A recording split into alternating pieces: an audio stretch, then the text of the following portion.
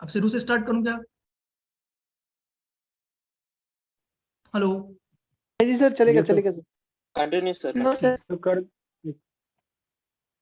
तो जो बेसिकली हमने एक 36 क्विंटल पर हेक्टेयर की एक वैरायटी रिलीज की है और आप उसको पूरे ऑल इंडिया में कल्टीवेट करते हैं। तो ऐसा हो सकता है कि ये इसको अपने तमिलनाडु में कल्टीवेट कर रहे हैं तो इसका प्रोडक्शन 30 क्विंटल आ रहा है। इसने आप देन आपने इसको नॉर्थ ईस्ट जो इंडियन रीजन है, मिजोरम वगैरह, मेघालय, देन इनमें कल्टीवेट कर रहे हैं तो 50 क्विंटल पर हेक्टेयर प्रोडक्शन आ रहा है। देन इसको आप सेंट्रल इंडिया में लगा रहे हैं तो यहाँ पे 36 क्विंटल ही आपका मीन परफॉर्मेंस देखने को मिल रहा है। तो ये क्या है कि अलग अलग रेंज में अलग अलग परफॉर्मेंस ये प्रोड्यूस कर रही है। तो ये क्या है, इसकी बहुत ज्यादा हाई लेवल पे अलग अलग लेवल पे ये फिनोटाइप को प्रोडक्शन कर रहा है। बट एक बात करते हैं किसी वैरायटी की अडेप्टेबिलिटी की, तो अडेप्टेबिलिटी में क्या है कि वो उसको एक नैरो रेंज में फिनोटाइप प्रोड्यूस करे। जैसे कि उसका 36 क्विंटल पर हेक्टेयर है तो वो ज्यादा से ज्यादा बहुत ज्यादा उसमें वेरिएशन देखने को ना मिले, ठीक है। जैसे 36 है तो बहुत ज्यादा उसमें डेविएशन देखने को ना मिले और कम फिनोटाइप वो उसमें शो करे। तो यही है कि give stable performance over a wide range of environments and produce narrow range of phenotypes different environments. Adaptability leads to stable performance of a genotype over a wide range of environment. अलग अलग reasons में उसका क्या होना चाहिए, stable performance होना चाहिए। तो एडेप्टिबिलिटी बहुत ज्यादा जरूरी है। अगर आप एक ऐसी वैरायटी बनाते हैं जो एक बहुत कम एरिया के लिए कल्टीवेट कर सकते हैं तो वो वैरायटी इतनी ज्यादा सक्सेसफुल नहीं होती है एज अ वाइड रेंज पे अगर आप उसको कल्टीवेट करते हैं। जो वैरायटीज इंटरनेशनल लेवल और नेशनल लेवल पर रिलीज की जाती हैं वो वैरायटीज बहुत ज्यादा इंपॉर्टेंट होती है एग्रीकल्चर के डेवलपमेंट के लिए। बट कई कंडीशंस में ये होता है कि आपको किसी पर्टिकुलर स्पेसिफिक एरिया के लिए वैरायटी रिलीज करनी है तो देन आप उस पर्टिकुलर स्पेसिफिक एरिया के जो कंपोनेंट है, जो उसमें आपको इन्वायरमेंट का इंटरेक्शन दिखता है, उसको आप अच्छे से यूटिलाइज करते हैं। एक इससे पहले मैंने एक कंसेप्ट आपको बताया था पिछली यूनिट में। अगर जो आपकी यूनिट थी क्वांटिटेटिव जेनेटिक्स की, अगर जीनोटाइप इनटू एनवायरनमेंट इंटरेक्शंस के रिलेशंस में आपको एक वैरायटी रिलीज करना था, ठीक है, वैराइटियल रिलीज से रिलेटेड था। तो अगर आपको वाइड लेवल पे अगर एक वैरायटी को रिलीज करना है, या बोल सकते हैं नेशनल और इंटरनेशनल लेवल पे आप बहुत बड़े एरिया में उसको ग्रो करना चाहते हैं, तो जीनोटिपिक इनटू एनवायरनमेंट इंटरेक्शन ज्यादा होना चाहिए या कम होना चाहिए? कम होना चाहिए। कम होना चाहिए। तो जीनोटिपिक इनटू एनवायरनमेंट इंटरेक्शन कम होना चाहिए क्योंकि इंटर अलग अलग लेवल पे उसमें क्या होगा, अलग अलग एनवायरनमेंट मिलेंगे जिससे कि जो बेसिकली इसका किस पर डिपेंड होना चाहिए, जो इसका जीनोटाइप है उस पर डिपेंडेंट होना चाहिए। ये क्या होना चाहिए, अगर आप वाइड लेवल पे करते हैं इसका इंटरेक्शन होना चाहिए। बट अगर आपको किसी स्पेसिफिक एरिया के लिए करना है तो देन आपको क्या करना पड़ेगा, इसको जीनोटिपिक इनटू एनवायरनमेंट इंटरेक्शन ज्यादा होना चाहिए या कम? ज्यादा। क्योंकि आप उसे पर्टिकुलर प्लेस के लिए वो वैरायटी रिलीज करते हैं तो उस कंडीशन में जो सबसे अच्छा एनवायरनमेंट है, जो उस पर्टिकुलर जगह का एनवायरनमेंट है, उसके अकॉर्डिंग आप वैरायटी को डेवलप कर सकते हैं। तो ये आप एक या हम बोल सकते हैं कि पर्टिकुलर किसी प्लेस के लिए अगर वैरायटी निकाल रहे हैं तो देन उस कंडीशन में आपको हेल्प कर सकते हैं कि आप जीनोटाइप इनटू एनवायरनमेंट इंटरेक्शंस ज्यादा रखें। फर्स्ट जो कंडीशन है इसमें जो होमियोस्टेसिस की जो बात होती है, जीनोटाइप है सर, वो जो वैरायटी है वो एनवायरनमेंट से बहुत ज्यादा अफेक्टेड होगी ना सर फिर तो। सर वो जो अगर जीनोटाइप एनवायरनमेंट इंटरेक्शन अगर बहुत ज्यादा रखेंगे तो वैरायटी बहुत ज्यादा अफेक्टेड होगी एनवायरनमेंट से सर। हाँ, तो वो आपको एक, जैसे कि आप अगर एमपी में हैं और आपको एक वैरायटी निकालना है मालवा रीजन के लिए, तो आप उस रीजन का आपको सब कुछ पता है कि मतलब यहाँ पे जो इन्वायरमेंट है, टेम्परेचर बिलो इस टाइम पे इतना जाता है, देन मॉइस्चर कंटेंट इतना रहता है, रेनफॉल इतना रहता है। तो देन आप सारी की सारी इन्फॉर्मेशन आपको उसके अकॉर्डिंग आप वैरायटी को डेवलप कर सकते हैं। तो आपको उसके अकॉर्डिंग जितना ज्यादा इंटरेक्शन होगा वो उसको आप यूटिलाइज करते हैं, ये आप बेनिफिट होता है। बट अगर इस कंडीशन में आप जीनोटाइप इनटू एनवायरनमेंट इंटरेक्शन बढ़ा देते हैं ऊपर वाली कंडीशन में, उसमें आपको ये प्रॉब्लम आती है कि अलग अलग कंट्रीज में और अलग अलग जगह पे जो इन्वायरमेंट और जीनोटाइप है वो अलग अलग है। तो आप इतनी अलग लेवल पे वैरायटीज उसमें डेवलप नहीं कर सकते कि सारे के सारे वो उसमें यूटिलाइज कर सके। तो इसको क्या करते हैं, हम लो करते हैं, ठीक है, अगर वाइड लेवल पे अगर हम उसको निकालना है। देन इसके बाद जो इंपॉर्टेंट एक एस्पेक्ट और होता है इसमें, होमियोस्टेसिस का जो कंसेप्ट होता है। तो बेसिकली इसमें क्या रहता है कि आपको अगर जीनोटाइप इनटू अगर इंटरनेशनल लेवल पे वैरायटी रिलीज करना है तो उसमें जो होमियोस्टेसिस की जो प्रोसेस है ज्यादा होनी चाहिए, और अगर आपको पर्टिकुलर इसमें करना है तो देन इसमें कम हो जाएगा। अगर बात करें हम किस तरह की आपको फार्मिंग के लिए वैरायटीज रिलीज की जाती है, तो बेसिकली जो जीनोटाइप इनटू एनवायरमेंट इंटरेक्शन ज्यादा है इस कंडीशन में, तो ये बेसिकली आपकी एक्सटेंसिव फार्मिंग के लिए, इंटेंसिव फार्मिंग के लिए यूज की जाती है।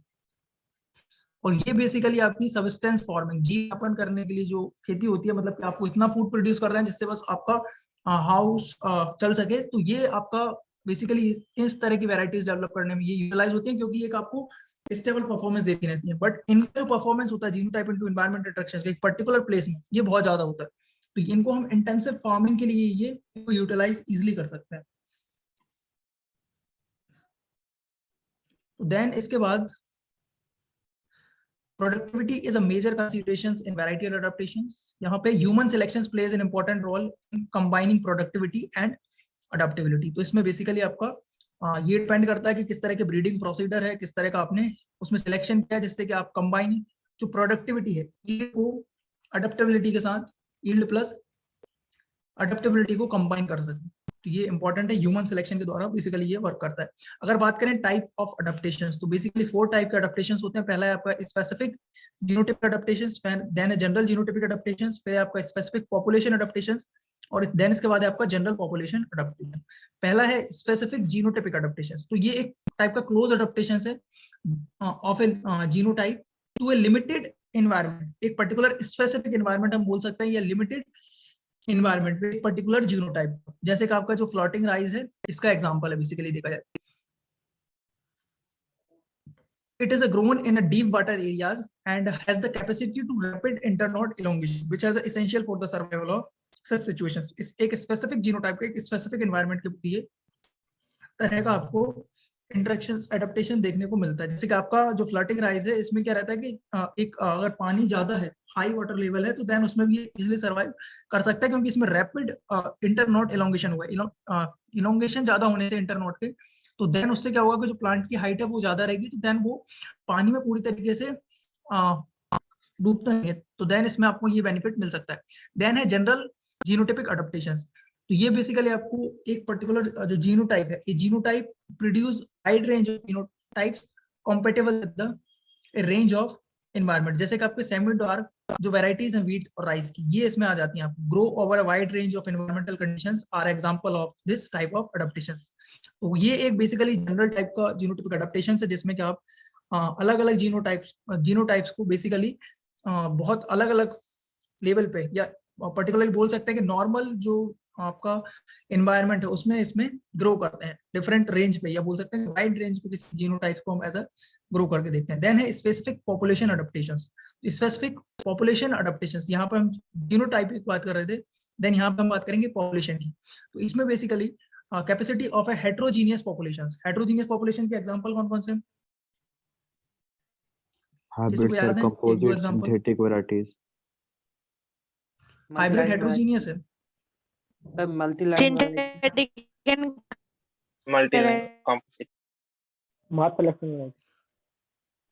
सिंथेटिक, कंपोजिट और मल्टी लाइन्स, ये बेसिकली इसके एग्जांपल्स में आपके आ जाएंगे। हेट्रोजीनियस पॉपुलेशन, और जो किसी ने अभी बोला था कि हाइब्रिड, हाइब्रिड क्या है? हेट्रोजीनियस है या होमोजीनियस है? homogeneous, हेट्रोजाइगस है, तो ये कंफ्यूजन इसमें नहीं करना, ठीक है। तो स्पेसिफिक पॉपुलेशन अडेप्टेशन जो है आपका, हाँ, मास सिलेक्शन भी तो हेट्रोजीनियस होगा ना? हाँ, it refers to the capacity of a heterogeneous population to adapt a specific environment। ये एक पर्टिकुलर स्पेसिफिक एनवायरनमेंट को ही अडेप्टिव होगा जो पॉपुलेशन है आपकी हेट्रोजीनियस पॉपुलेशन उसमें। तो इसमें आपके एक कंपोजिट और a variety mixture given stable productions in a example of a specific population adaptations. Basically then इसके बाद हम बात करेंगे जनरल पॉपुलेशन अडेप्टेशन। तो basically capacity of heterogeneous populations to adopt a variety of environment. General अगर लग जाए तो मतलब एक पर्टिकुलर आप अलग अलग जो डिफरेंट एनवायरनमेंट है उसमें कंपेयर करते हैं, और स्पेसिफिक लग जाए तो ओनली आप एक स्पेसिफिक जो एनवायरनमेंट आपको देते हैं तो उसमें आप उसको कंपेयर करते हैं। तो इसमें आपको बेसिकली ज्यादा दिक्कत डिफरेंस में नहीं आएगी, ठीक है। तो जनरल जो पॉपुलेशन अडेप्टेशन होता है उसमें हम एक हेट्रोजीनियस पॉपुलेशन की कैपेसिटी देखते हैं कि वो डिफरेंट एनवायरनमेंट में किस तरह से अडॉप्ट हो रही है, ठीक है। तो इसका एग्जांपल हम ले सकते हैं सिंथेटिक वैरायटीज और फॉरेज क्रॉप्स। इसके एग्जांपल है बेसिकली जो डिफरेंट एनवायरनमेंट में एक स्टेबल परफॉर्मेंस या वो उसमें देते हैं बेसिकली। देन इसके बाद बात करें कॉजेज ऑफ अडेप्टेशंस। अडेप्टेशन के क्या क्या बेसिकली कॉजेज हैं? तो बेसिकली अगर कॉजेज में देखें तो ये genetic homeostasis, homeostasis is two types basically, genetic and physical. Genetic जो होम्योस्टेसिस है वो आपकी जेनेटिक बफरिंग कैपेसिटी बताती है किसी जीनोटाइप की, मतलब कि वो उसकी जेनेटिक एबिलिटी कितनी है पर्टिकुलर उस जीनोटाइप की। Genetic buffering capacity of a genotype to environmental fluctuations, जो एनवायरमेंट में डिफरेंट टाइप के चेंजेस आ रहे हैं, फ्लक्चुएशंस आ रहे हैं, परिवर्तन आ रहे हैं, तो उनके प्रति उसकी बफरिंग कैपेसिटी मतलब कि अलग अलग जो उसके वो आएंगे तो देन वो इसमें बफरिंग करेगा और उसके बीच में जो उसका जीनोटाइप है उसमें मेंटेन हो रहता है। In other words, it is the capacity of genotype to withstand environmental fluctuations.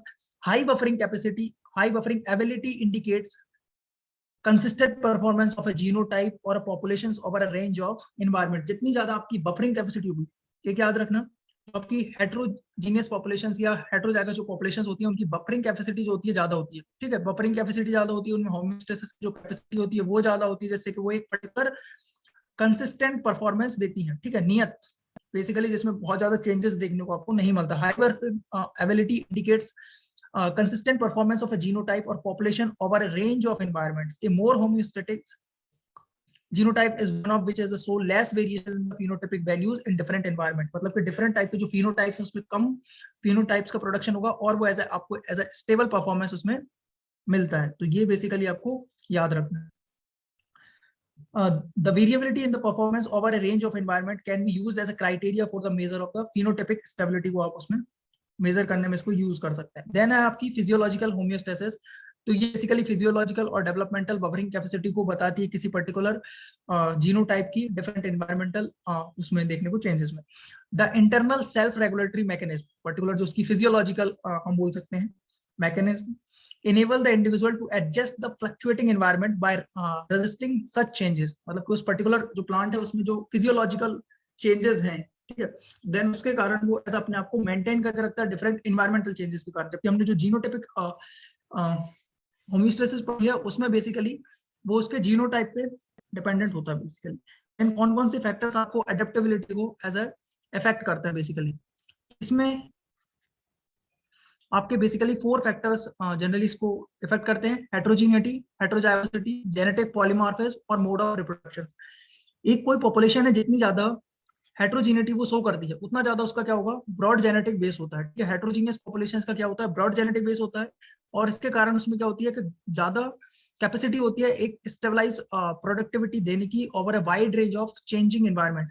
क्या होगा कि हेट्रोजीनिटी जितनी ज्यादा होगी उतनी ज्यादा उसकी क्या होगी, बफरिंग जो कैपेसिटी होती है, बफरिंग कैपेसिटी ज्यादा होगी, उसमें होम्योस्टेसिस जो होता है वो भी बहुत ज्यादा देखने को मिलेगा, जिससे कि वो एज अ कंसिस्टेंट परफॉर्मेंस देगा over wide range of environment. और इसमें आपको बहुत ज्यादा फिनोटाइप वैल्यूज है, फिनोटाइपिक रेंजेस कम देखने को इसमें मिलेंगे, मतलब डिफरेंट फिनोटाइप्स इसमें कम देखने को मिलेंगे। तो ये एज अ डिजायरेबल होता है एडेप्टेबिलिटी के लिए, जितना ज्यादा वो उसमें हेट्रोजीनिटी प्रेजेंट होगी। Environment, because such heterogeneity provides a high degree of population buffering. Generally, diverse heterogeneous populations give more stable yield over the several environment than pure lines. इसके बाद हम बात करें हेट्रोजाइगोसिटी होती है, उससे किस तरीके से ये एक बार और समझा देंगे सर, ये हेट्रोजीनिटी नहीं समझे। अभी जो अपन ने अडेप्टेबिलिटी में पढ़ा था उसमें नैरो जेनेटिक बेस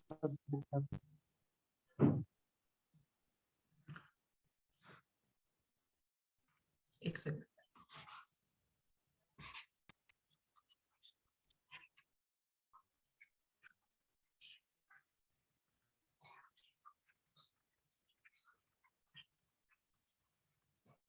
इस पॉइंट को हेट्रोजीनिटी वाले पॉइंट को आपको डबल से समझाना, ठीक है, इसी को।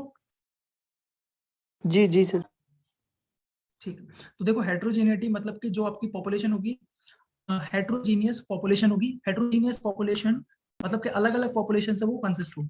तो देन उसमें क्या होता है कि जो उसकी बफरिंग कैपेसिटी है वो ज्यादा होगी, जो उसकी होम्योस्टेसिस की जो क्षमता है वो भी कैपेसिटी भी ज्यादा होगी। इससे क्या होता है कि वो एक एज अ जो स्टेबल परफॉर्मेंस देती है, स्टेबल बोल सकते हैं या हम बोल सकते हैं कि consistent performance.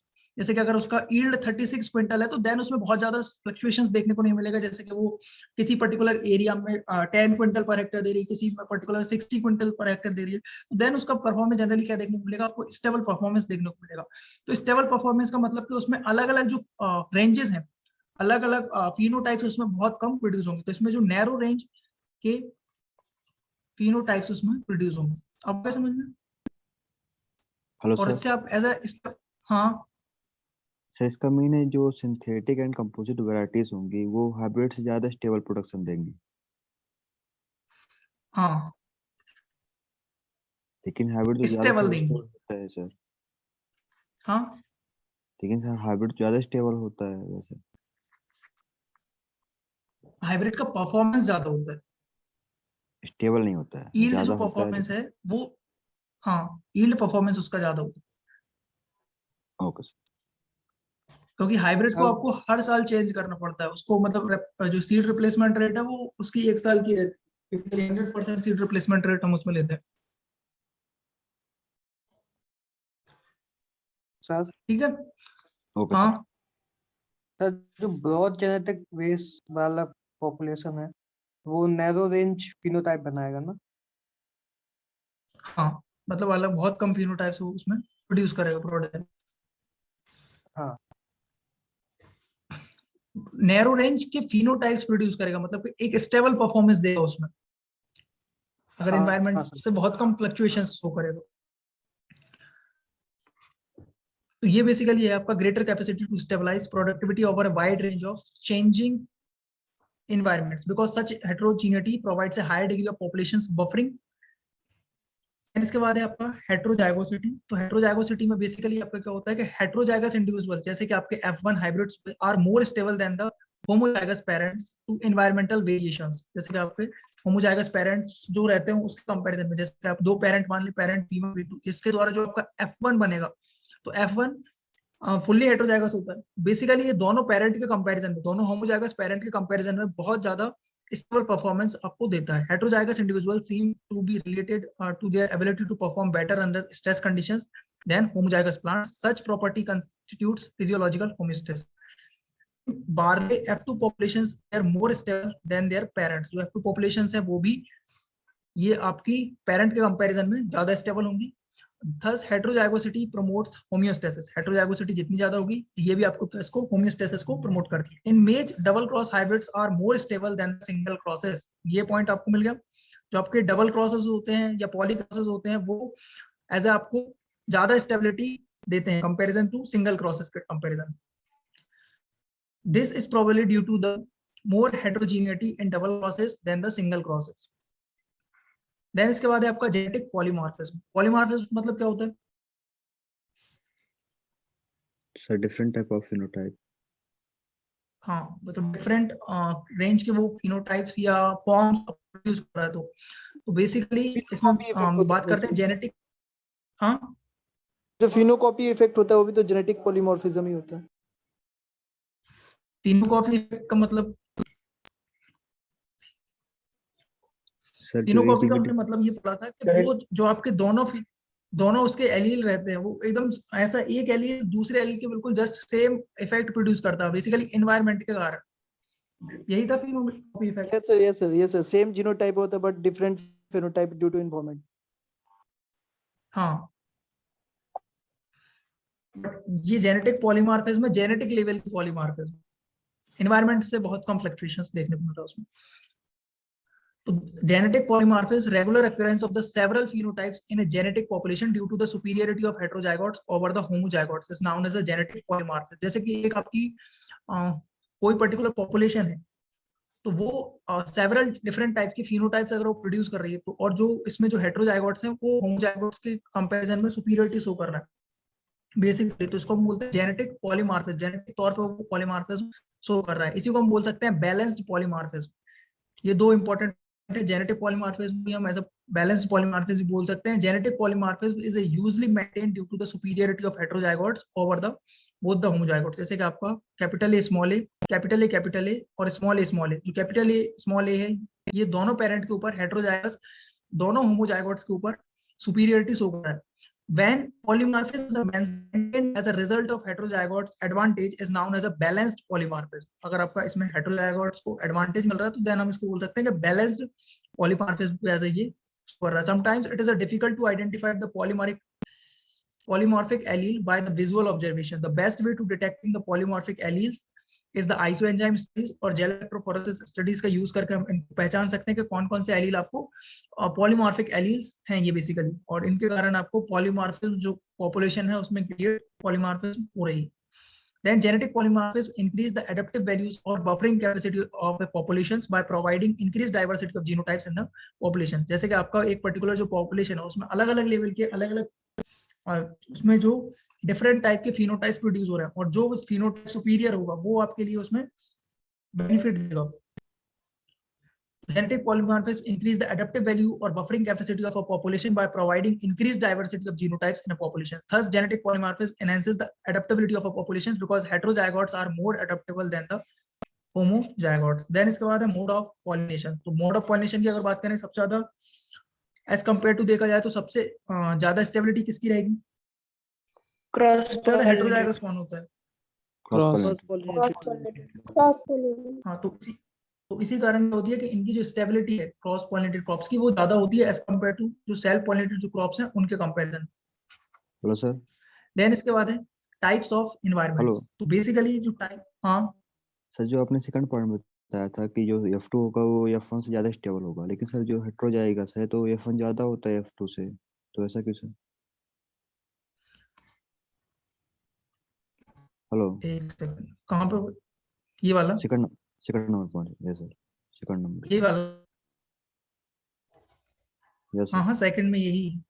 F2 populations were more stable than their parents. F1 के कंपैरिजन में नहीं बताया, पेरेंट के कंपैरिजन में बताया. ओके सर, F1 से लेकिन ठीक है. कम ही रहेंगे सर. Okay sir.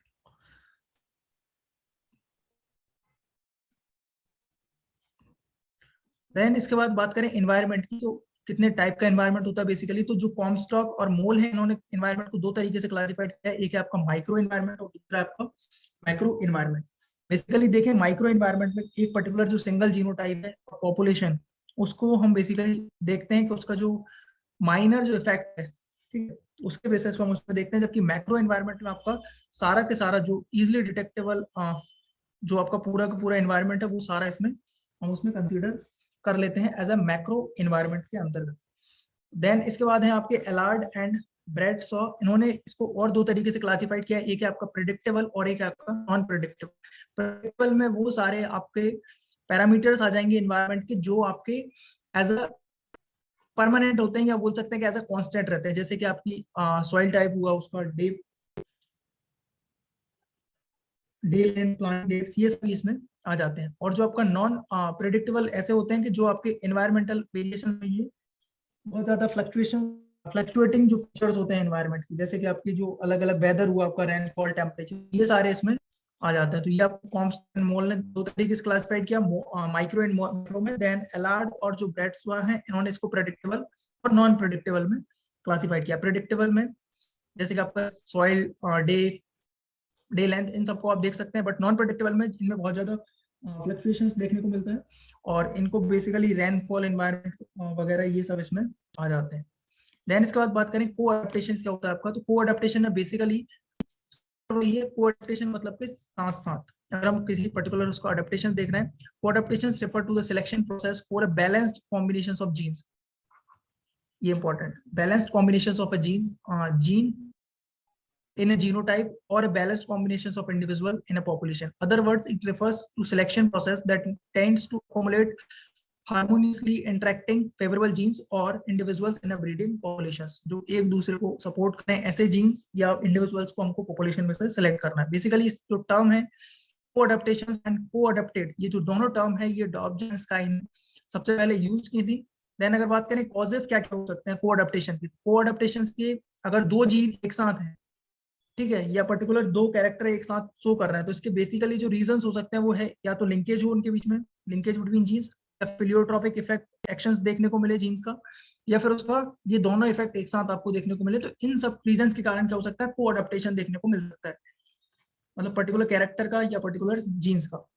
डेवलपमेंट की बात करें, both natural and human selections help in the developing populations with highly interacting co-adapted gene complex. को डेवलपमेंट में ये दोनों के दोनों हेल्प करते हैं, नेचुरल भी और ह्यूमन सिलेक्शंस, जिससे कि आप ज्यादा से ज्यादा एक साथ कैरेक्टर्स को डेवलप कर सकें. अगर बात करें इफेक्ट ऑन फिटनेस, तो co-adapted gene complex lead to higher fitness to local environment. Co-adapted genes help in the better adaptations of individual or a population. तो ये बेसिकली ये है.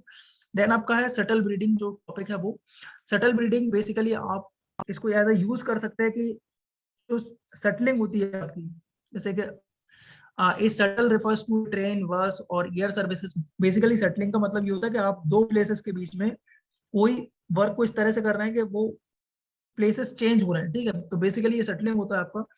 तो इसका एग्जांपल के बेसिस पे समझाया इन्होंने कि shuttle refers to a train, bus और air services which makes frequent journeys between the two places. तो बेसिकली जो शटलिंग हम करते हैं, शटल बिल्डिंग, तो उसमें भी आपका जो सीड है वो एक प्लेस से दूसरे प्लेस में मूव हो रहा होता है।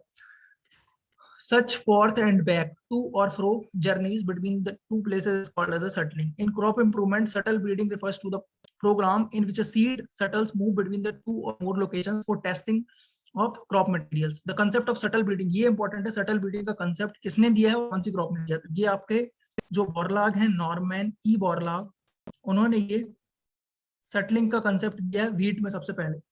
और बेसिकली सिमिट मैक्सिको में यहाँ देखा गया था इसको, और अलग अलग प्लेसेस में उसको ग्रो किया करके देखा गया था। जैसे कि जो विंटर साइकिल है नॉर्थ डेजर्ट ऑफ सोनारा, और जो आपका समर क्रॉप है वो सेंट्रल मैक्सिकन हाईलैंड्स का कल्टीवेट किया गया था।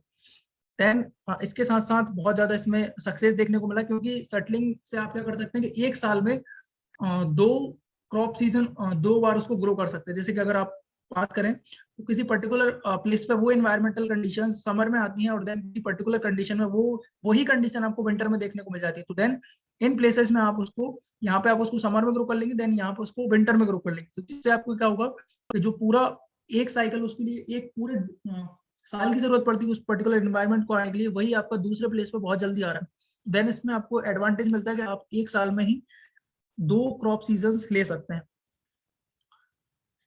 एडवांटेजेस क्या क्या हैं इसमें, क्या कर सकते हैं हम, basically improvement in adaptations and resistance, rapid advancement of breeding material. सबसे पहला जो इसका एडवांटेज है वो है इम्प्रूवमेंट इन अडेप्टेशंस। बेसिकली हम शटलिंग जब करते हैं तो आप डिफरेंट प्लेसेस पे इसको चेक करते हैं। This techniques exposes the material to different environment which helps in the selection of broadly adapted genotypes. अलग अलग जगह पर आप उसको चेक करेंगे तो जो आपका ब्रॉडली अडेप्टेड जीनोटाइप्स उनके सिलेक्शन में ये हेल्प करता है। इससे क्या होता है कि रैपिड एडवांसमेंट ऑफ मटेरियल। जैसे कि आप अगर वैरायटी को रिलीज करने में आपको 12 से लेकर 14 साल का अगर टाइम लगता है, तो देन आप उसको सटलिंग की प्रोसेस से कितना 6 से लेकर 7 साल में उस वैरायटी को रिलीज कर सकते हैं। एक साल में दो उसका प्रो। तो ये बेसिकली आप इसका यूज कर पॉसिबल हो सकते हैं। इन सकता है दिस सर? मेथड 14 टू साल क्रॉप्स तो आर ग्रोन पर hello sir, year which helps hello in the sir, rapid advancement of breeding material. It hello fasters the progress selections and the reduces the durations required for release of a varieties. हाँ sir, ये hello. कैसे sir possible होगा sir? ये 14 साल तो generally लगते हैं sir. कोई वैरायटी डेवलप करने में 6 से 7 साल में कैसे होगा सर? वॉइस नहीं आ रही है क्लियर। सर ये हेलो। आपने बोला 6 to 7 इयर्स में ये वैरायटी डेवलप कर लेंगे सर, वो कैसे होगी सर? जैसे 14 इयर्स तो जनरली लगती है सर, कोई भी अगर टेक्निक यूज करेंगे तो, कोई भी breeding method.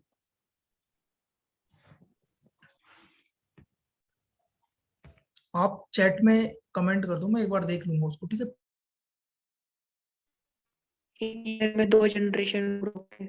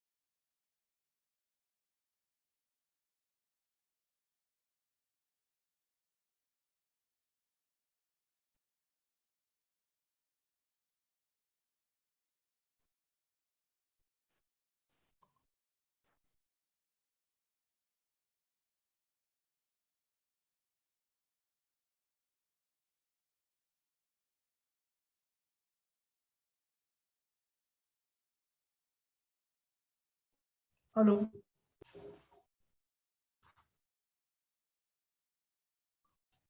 Hello.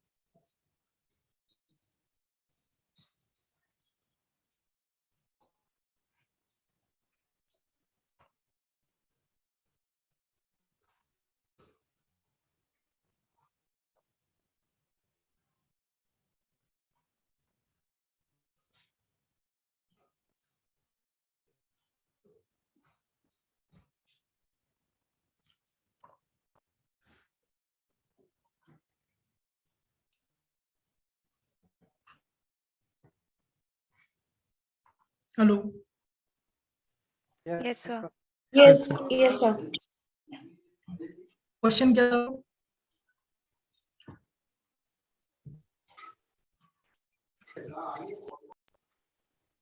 Hello, yes sir. Sir मैं ऑडिबल हूँ क्या? हाँ, सर ये मैं बोल रहा था सर कोई भी अगर ब्रीडिंग प्रोसीजर हम लोग यूज करते हैं तो 14 इयर्स या 12 इयर्स लग जाते हैं सर, तो सर ये 6 to 7 ईयर में कैसे डेवलप कर सकते हैं सर?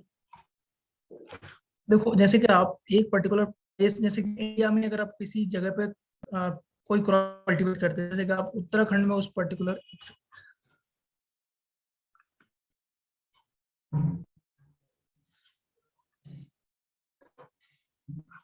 जैसे कि आप पर्टिकुलर उत्तराखंड में किसी क्रॉप को कल्टीवेट करते हैं,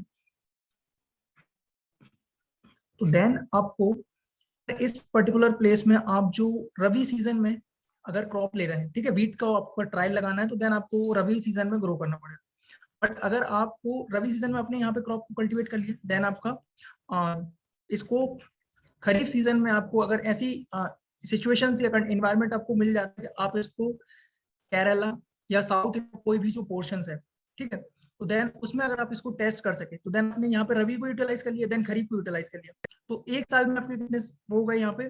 फर्स्ट बार आपने यहाँ पे एक साल का ग्रो यहाँ पे कर लिया, देन सेकंड साल पे आपने सेकंड एक ही साल के अंदर सेकंड बार यहाँ पे कर लिया, देन इसके बाद जो नेक्स्ट सीजन आएगा तो वहाँ पे आपका थर्ड होगा, और देन फिर उसी में जो खरीफ सीजन आएगा देन आप उसमें फोर्थ बार इसको कल्टीवेट कर सकते हैं।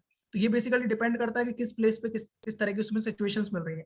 बट अगर आपको ये इसी तरीके का अगर कल्टीवेट करना है, जैसे कि आपको अगर उत्तराखंड में अगर इसको कल्टीवेट करना होता, तो देन उस कंडीशन में आपको पहली बार आप एक फर्स्ट ईयर में रबी सीजन में उसको कल्टीवेट करते, देन सेकंड ईयर में फिर उसको रबी सीजन में आप उसको कल्टीवेट करते, तो ये आपका डिफरेंस आता है इसमें। तो मतलब आपको एक जो क्रॉप सीजन है उसी एक साल में आप 2 क्रॉप सीजन लगा सकते हो, और जो आपका अगर पर्टिकुलर उसी प्लेस पे आप कल्टीवेट करते हो या ग्रो करते हो, तो देन उसमें आपको उतने ही ईयर लगते हैं जितने आपको उसमें लगते हैं बेसिकली, जितने अगर आपको फील्ड में उसको ग्रो करके चेक करना रहता है, ठीक है, या उसमें सिलेक्शन के लिए डिफरेंट मेथड्स हैं, उनके अकॉर्डिंग आपको जितना टाइम उसमें देना पड़ता है। आगे समझ में? जी जी यस सर। इसके साथ एक और रहता है आपका शटल ब्रीडिंग के साथ साथ एक स्पीड ब्रीडिंग का टॉपिक, ठीक है, तो वो भी हम जब ब्रीडिंग प्रोसीजर्स पढ़ेंगे तो उसमें देखेंगे। स्पीड ब्रीडिंग में क्या रहता है कि आप जो क्रॉप की ड्यूरेशन है और जो उसका एनवायरनमेंट है, उसको इस तरह का एनवायरनमेंट प्रोवाइड करते हैं कि जो आपकी मैच्योर होती है करीब 100 से लेके 120 दिन में, वो आपकी करीब 70 से 80 दिन, या बोल सकते हैं कि 90 या 100 दिन में ही वो मैच्योर हो जाती है। या मतलब कि जो आपको कैरेक्टर चाहिए, जैसे कि आपको पर्टिकुलर उसमें क्रॉसिंग करवानी है, देन सीड का फॉर्मेशन हो जाए, तो देन जो कैरेक्टर आपको चाहिए उसके अकॉर्डिंग आप उसमें क्रॉसिंग करके जो उसका एक साल में हम 5 to 6 और 7 जनरेशन तक ले सकते हैं इसमें, तो देन आपको ये होती है आपकी स्पीड ब्रीडिंग। मतलब कि जो आपका रिप्रोडक्टिव स्टेज है वो बहुत ज्यादा फास्ट चलेगी उसमें बेसिकली इसमें, तो ये होती है आपकी स्पीड ब्रीडिंग। और सटलिंग में हम बेसिकली अलग अलग प्लेसेस में उसको ग्रो करके चेक करते हैं। तो बेसिकली सटल जो स्पीड ब्रीडिंग है वो भी हम आगे की जो ब्रीडिंग प्रोसीजर्स जब डिस्कस करेंगे तो उसमें देखेंगे कि क्या क्या आपको मेंटेन करना रहता है, किस तरह का उसमें एनवायरनमेंट आपको प्रोवाइड करना रहता है। Sir speed breeding protected structure में किया जाता है ना? हाँ, बेसिकली ग्रीन हाउसेज हुए आपके, और जो डिफरेंट टेक्निक्स हैं फाइटोट्रॉन टेक्निक्स वगैरह, उन सब में आप इनको यूज कर सकते ये सर ये IRI में भी है ऐसा सर? हैं।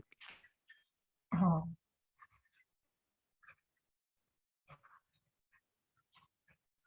देन इसके बाद आप रेजिस्टेंस में इंप्रूवमेंट कर सकते हैं, साथ साथ इंप्रूवमेंट इन रेजिस्टेंस, जैसे कि हम टेस्ट मटेरियल को different day length, temperature, altitude और डिसीज और इंसेक्ट के साथ इसमें टेस्टिंग कर सकते हैं अलग अलग प्लेसेस पे। अगर बात करें आपको बेसिकली वैराइटियल अडेप्टेशंस और स्टेबिलिटी का इंफॉर्मेशन क्यों जरूरी है, तो उसमें अगर देखें तो stability analysis helps in the understanding the adaptability of crop cultivars over a wide range of environmental conditions and identifications of adaptable genotypes.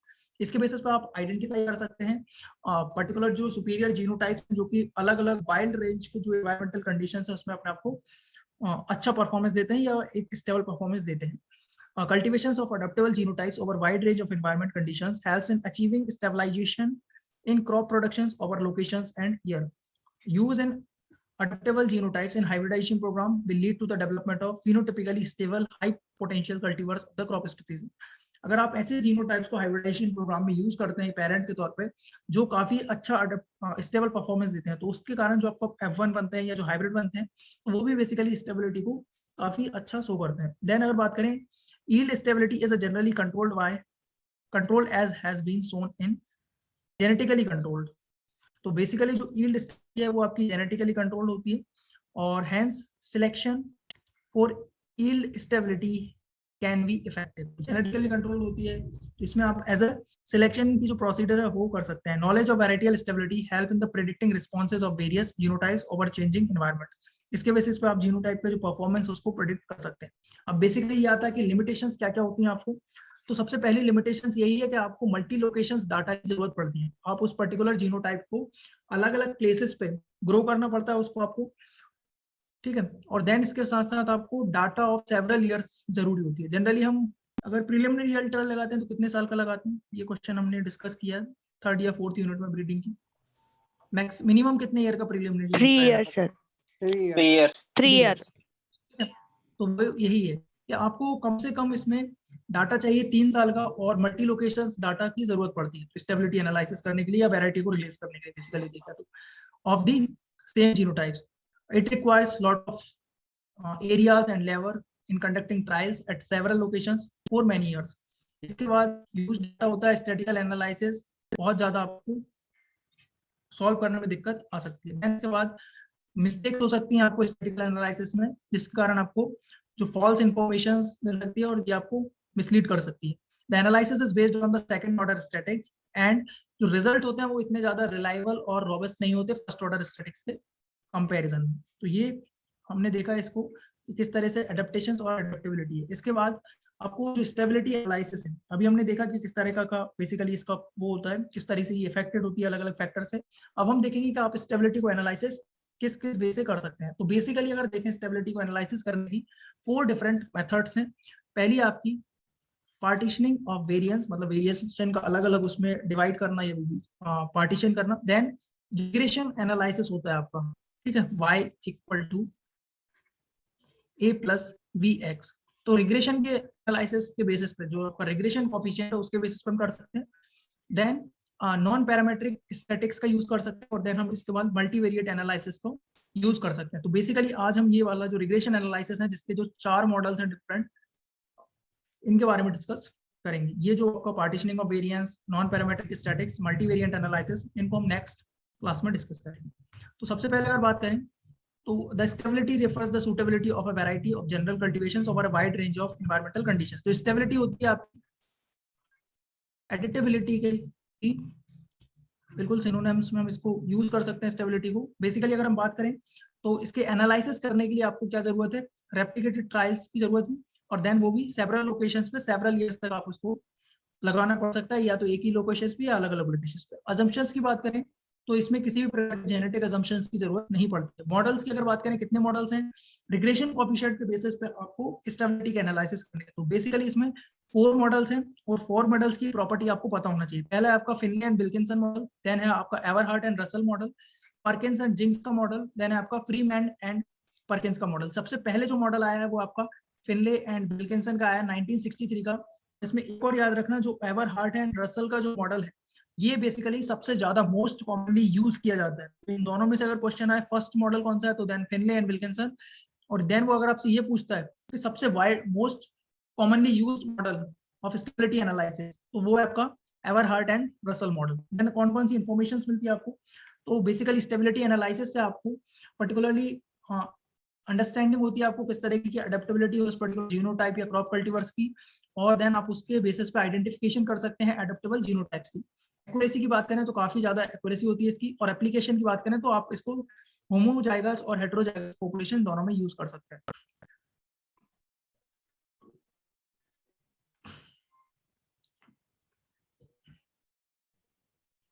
अब इसमें सबसे फर्स्ट जो आपका मॉडल है वो है आपका फिनले एंड विल्किंसन मॉडल। तो ये बेसिकली जो मॉडल है आपका फिनले एंड विल्किंसन ने दिया है, और ये 1963 में दिया गया था। फर्स्ट मॉडल है ये basically first systematic approach for the analysis of phenotypic stability of cultivars और जीनोटाइप्स ओवर डिफरेंट लोकेशंस। अगर मेन फीचर्स की बात करें तो इसमें ओनली दो पैरामीटर्स को आप दो पैरामीटर के बेसिस पे स्टेबिलिटी को एनालिसिस करते हैं। पहला है आपका मीन परफॉर्मेंस ओवर लोकेशंस और एनवायरमेंट्स। जो आपका पर्टिकुलर जीनोटाइप्स है उसका आप मीन परफॉर्मेंस देखेंगे डिफरेंट लोकेशंस और एनवायरमेंट में। और दूसरा है आपका regression coefficient y equal to a plus vx, जो आपका v होता है। तो ये जो क्या है रिग्रेशन कोएफिशिएंट है, इसके बेसिस पे हम इसमें देखते हैं। तो जो फिनले एंड विल्किंसन मॉडल ये एक ऐसा मॉडल है जिसमें दो पैरामीटर के बेसिस पे हम एनालिसिस करते हैं, बाकी सभी में तीन पैरामीटर के बेसिस पे एनालिसिस करते हैं। तो बेसिकली इसमें जो रिग्रेशन कोएफिशिएंट की जो वैल्यूज आती है, जितनी ज्यादा आपकी मीन परफॉर्मेंस होगी ओवर लोकेशंस पे उसको उतना ज्यादा प्रेफर करेंगे। और देन जो आपका रिग्रेशन कोएफिशिएंट होता है, रिग्रेशन कोएफिशिएंट की वैल्यू 0 से लेके 1 के बीच में, देन 1 और देन होगी आपकी 1 से ज्यादा।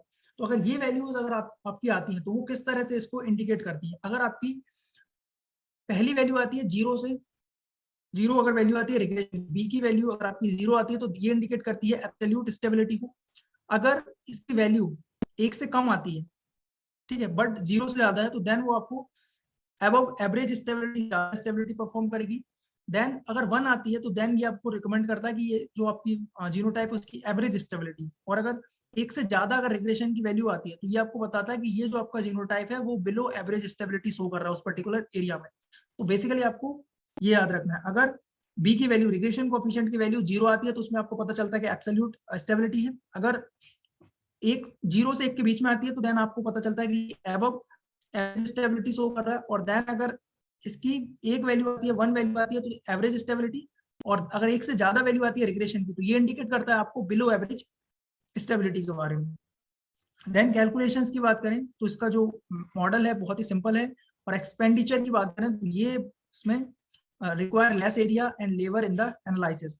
अब इसके बेसिकली दो डिमेरिट्स हैं। आपने जो फर्स्ट मॉडल पढ़ा है उसका पहला जो डिमेरिट है इसका वो ये है कि इसमें deviation from the regressions are not estimated which are important for the stability analysis.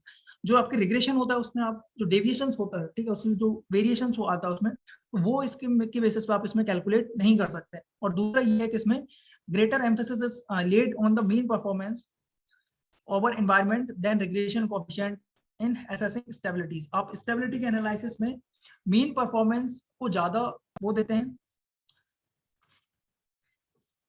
Preference as compare to देखा जाए तो रिग्रेशन कोएफिशिएंट को इसमें एनालिसिस करना। बेसिकली इसमें दो आपके पैरामीटर्स होते हैं, पहला है आपका मीन परफॉर्मेंस और दूसरा आपका रिग्रेशन कोएफिशिएंट। तो ये मॉडल आ गया सबको समझ में? Yes sir. Yes then sir. इसके बाद है एवरहार्ड एंड रसल का मॉडल। ये सबसे ज्यादा यूज होता है, मोस्ट कॉमनली यूज्ड मॉडल है, 1966 में दिया गया था। और जो आपका फिनले एंड विल्किंसन मॉडल है उसी का ऐसा हम बोल सकते हैं मॉडिफाइड मॉडल है। इसमें बेसिकली 3 पैरामीटर्स यूज किया जाता है। पहला है आपका मीन यील्ड ओवर लोकेशंस और सीजन्स, मतलब जो आपके एवरेज परफॉर्मेंस हम बोल सकते हैं पर्टिकुलर लोकेशंस और सीजन में। दूसरा है आपका रिग्रेशन कोएफिशिएंट, ये दोनों सेम है बिल्कुल आपका फिनले एंड विल्किंसन मॉडल की तरह, बट इसमें आप तीसरा पैरामीटर को भी यूज करते हैं, डेविएशन फ्रॉम द रिग्रेशन, जो आपका S/D, इसकी वैल्यू को भी आप ऐसा कैलकुलेट इसमें करते हैं। तो अगर ये stable variety should have a high mean yield, जो आपकी एक स्टेबल वैरायटी है उसका मीन जो यील्ड है वो हाई होना चाहिए। ऐसा नहीं होना चाहिए कि अगर 45 किसी का है, किसी का 65 है और किसी का 75 यील्ड है, तो आप प्रेफर करेंगे कि 75 वाली इसके साथ जाना, ठीक है, स्टेबिलिटी में। देन इसके साथ साथ stable variety should have a high mean yield. इसके बाद regression coefficient of unity, regression coefficient आपका होना चाहिए 1, v equal to 1, average stability show करे। And minimum deviation from the regression line S²D की वैल्यू क्या होनी चाहिए आपकी, मिनिमम होनी चाहिए। मिनिमम भी कितनी, 0 होनी चाहिए। तो आपको एक स्टेबल वैरायटी अगर देना है तो ये क्वेश्चन अगर JRF में आता है तो उसमें आपको क्या क्या कंडीशन देनी है, मीन जो परफॉर्मेंस है, मीन वैल्यू है वो मैक्सिमम हो। देन आपका जो v की वैल्यू है, ठीक है, वो कितनी हो, 1 हो रिग्रेशन की। और जो आपका डेविएशन है रिग्रेशन लाइन से S²D, इसकी वैल्यू क्या हो, मिनिमम हो, मतलब रिग्रेशन से बहुत कम डेविएशन वो शो करे। तो ये बेसिकली इसमें 3 इंफॉर्मेशन आपको मिलती हैं। Sir, once repeat. Then calculate, एक second,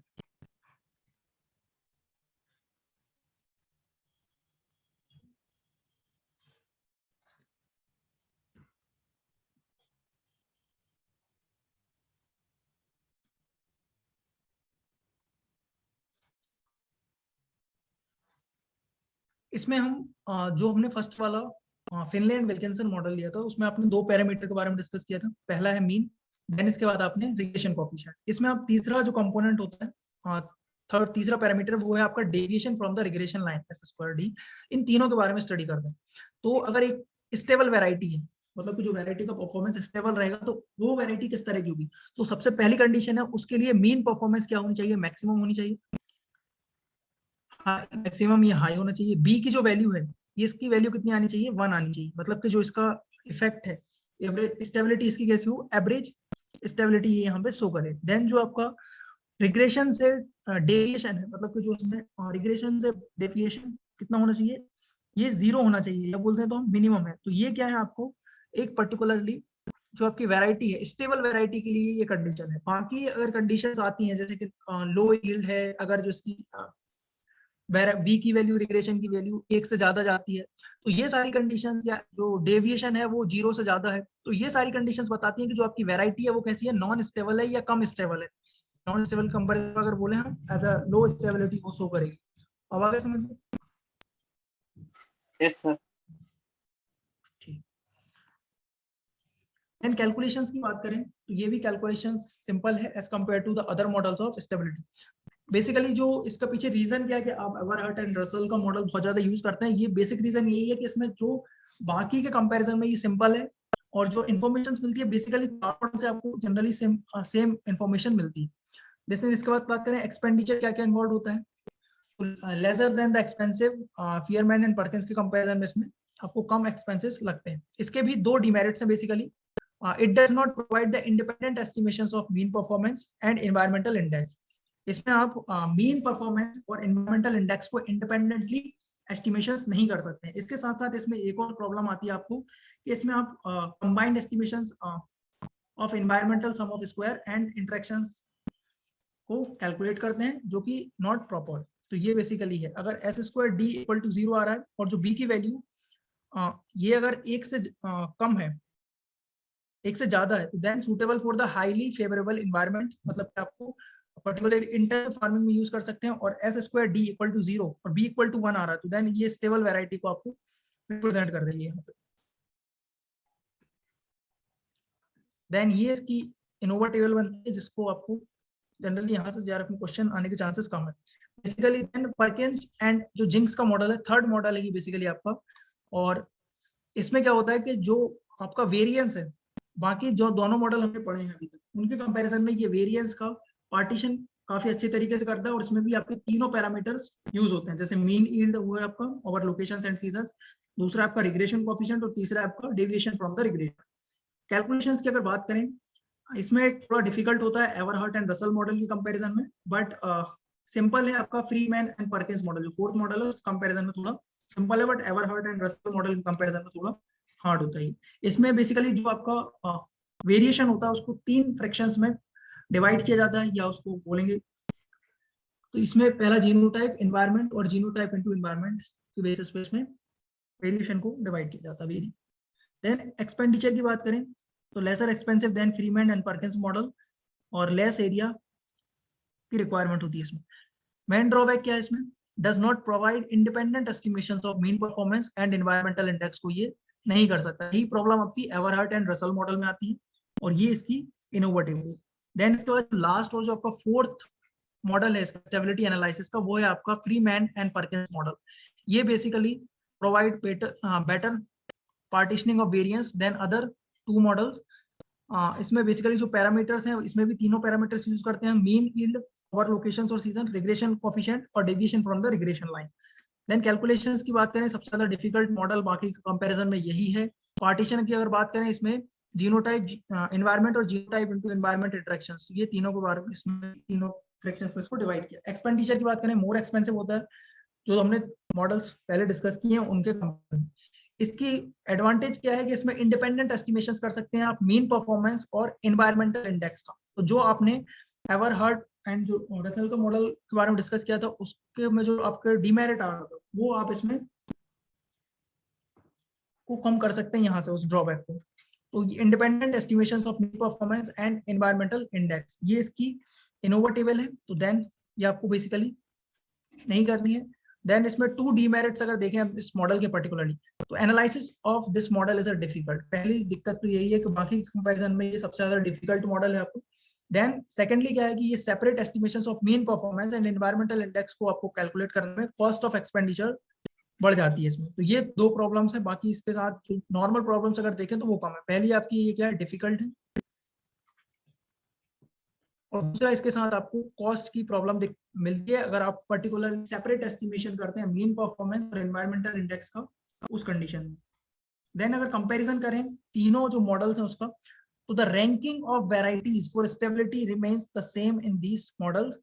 the model of Eberhart and Russell is in common use as it is a simple yet informative. तो ये आपको किया जाता है, बट उसमें आपको पर्टिकुलरली सेपरेट एस्टिमेशन नहीं कर सकते मीन परफॉर्मेंस का और एनवायरमेंटल इंडेक्स। अगर सबसे ज्यादा इंपॉर्टेंट जो आपको इसमें है,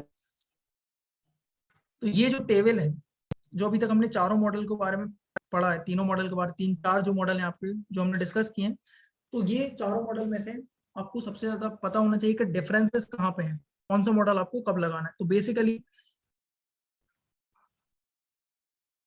फिनले एंड विल्किंसन मॉडल से अगर स्टार्ट करें तो उसमें कितने मॉडल हमने इंक्लूड किए थे फर्स्ट वाले में?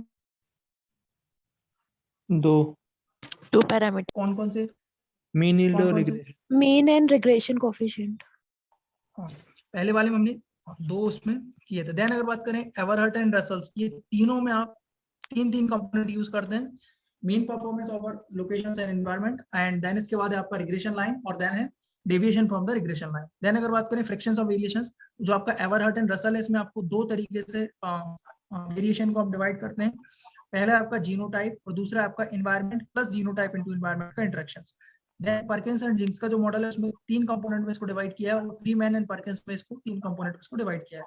Independent calculations of mean performance and environmental index, तो ये आपका एवरहर्ट एंड रसल में भी पॉसिबल नहीं है, परकिंस एंड जिंक्स में भी पॉसिबल नहीं है, और देन ये फ्रीमैन और जो परकिंस है, इस वाले जो 4th मॉडल है, इसमें इसको यूज कर सकते हैं या प्रिडिक्ट कर सकते हैं।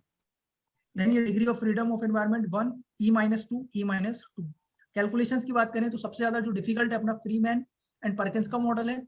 ये परकिंस एंड जिंक्स का मॉडल कम डिफिकल्ट है। सबसे सिंपल जो मॉडल है वो आपका एवरहर्ट एंड रसल का मॉडल है। एक्सपेंडिचर की बात करें तो पहले जो 2 मॉडल हैं इन दोनों में लेस एक्सपेंसिव है, और ये आपका फ्रीमैन एंड परकिंस का मॉडल बहुत ज्यादा एक्सपेंसिव है। तो ये आपको पूरा टेबल पता होना चाहिए किस तरीके से इसमें क्या क्या कंपोनेंट रहते हैं। तो ये आ गया सबको समझ में? सर ये degree of freedom for environment वाला थोड़ा बता दीजिए। Degree of freedom for environment वो इनोवा टेबल जब फॉर्म करते हैं ये वाली, तो देन इसके बेसिस पे ये बताएगा तीनों के लिए जो इनोवा टेबल इस तरह से हम बनाते हैं। ये एनवायरनमेंट के लिए जो इसका वो है फ्रीमैन एंड परकिंस में E-1, रेजिडुअल जो इसका इफेक्ट है E-2, देन इसके बेसिस पे इसमें बताया ओके सर। Residual E-2। तो ये बेसिकली ये डिग्री ऑफ फ्रीडम आपसे नहीं पूछेगा, बट आपको जो बेसिक कैरेक्टरिस्टिक्स हैं वो पता होना चाहिए कि किस मॉडल को आप यूज करेंगे तो क्या क्या बेनिफिट्स आपको मिल सकते हैं। देन इसके बाद जो है आपका कंबाइनिंग एबिलिटी। तो कंबाइनिंग एबिलिटी बेसिकली मेजर करना तो हमने अभी तक नोट्स में डिस्कस कर लिए हैं, बट कुछ अगर पॉइंट्स इसमें बचते हैं तो उनको आज हम एक साथ कंप्लीट कर लेते हैं। Combining ability as a measure of gene actions, सबसे पहले ये स्प्रेगू एंड टैटम ने प्रपोज की थी मेज पे जब वो वर्क कर रहे थे उस टाइम। बेसिकली अगर बात करें कंबाइनिंग एबिलिटी क्या होता है, तो कंबाइनिंग एबिलिटी कैपेसिटी या किसी पर्टिकुलर जीनोटाइप की एबिलिटी को बताता है कि जो सुपीरियर परफॉर्मेंस में अपने आप को ट्रांसमिट कर सके। Combining ability refers to the capacity और ability of a genotype to transmit superior performance to its crosses. Superior performance को क्रॉसेस में वो ट्रांसफर कर सके। Basically the value of an inbreed line depend on its ability to produce superior hybrids in combination with the other inbreeds. तो आप अलग अलग crosses में जब उसको करते हैं तो वो किस तरह से अपना परफॉर्मेंस को ट्रांसमिट करती है क्रॉस में। अगर बात करें एप्लीकेशन, तो एप्लीकेशन क्या क्या है इसकी? Analysis helps in the evolution of inbreed in the term of their genetic value, ठीक है, and the selections of suitable parents for the hybridization. इसमें आप इसको यूज कर सकते हैं। Identification of superior cross combinations को आप इसमें यूज कर सकते हैं। अगर डिजाइन की बात करें कौन कौन से डिजाइन का हम यूज कर सकते हैं, डायगोनल, पार्शियल, लाइनिंग टेस्टर का हम इसमें यूज कर सकते हैं। अजम्पशंस की बात करें तो ये इसमें भी अजम्पशंस का यूज नहीं किया जाता, ठीक है। स्टेबिलिटी एनालिसिस की तरह ही इसमें भी आप ऐसे assumptions का जनरली यूज नहीं करते हैं। एनालिसिस की बात करें तो जो आपका जनरल कंबाइनिंग एबिलिटी है और स्पेसिफिक कंबाइनिंग एबिलिटी है फर्स्ट ऑर्डर स्टैटिक्स पे डिपेंडेंट होता है, मीन वैल्यू पे। मीन वैल्यू पे अगर डिपेंडेंट है तो ये बहुत ज्यादा हाईली रोबस्ट और रिलायबल होता है। देन बात करें टाइप्स की तो बेसिकली दो टाइप का होता है, जनरल कंबाइनिंग एबिलिटी और स्पेसिफिक कंबाइनिंग एबिलिटी। देन इसमें आपको कौन कौन सी इंफॉर्मेशन यहाँ पे प्रोवाइड होती है, तो इंफॉर्मेशन जीन एक्शन इन्वॉल्व किस तरह का है उसमें, एक्सप्रेशन वेरियस क्वांटिटेटिव कैरेक्टर्स और ब्रीडिंग प्रोसीजर को डिसाइड करने में ये आपको हेल्प करता है। टाइप ऑफ कंबाइनिंग एबिलिटी ये बहुत इंपॉर्टेंट है, क्योंकि आप जितनी भी ब्रीडिंग मेथड्स की तरफ हम जाएंगे तो देन वो ये सारा का सारा आपको वहाँ पे एडवांटेज देगा कि आपको कौन कौन सी ब्रीडिंग मेथड्स वहाँ पे लगानी है। तो बेसिकली सबसे पहले हम बात करते हैं जीसीए के बारे में, जनरल कंबाइनिंग एबिलिटी।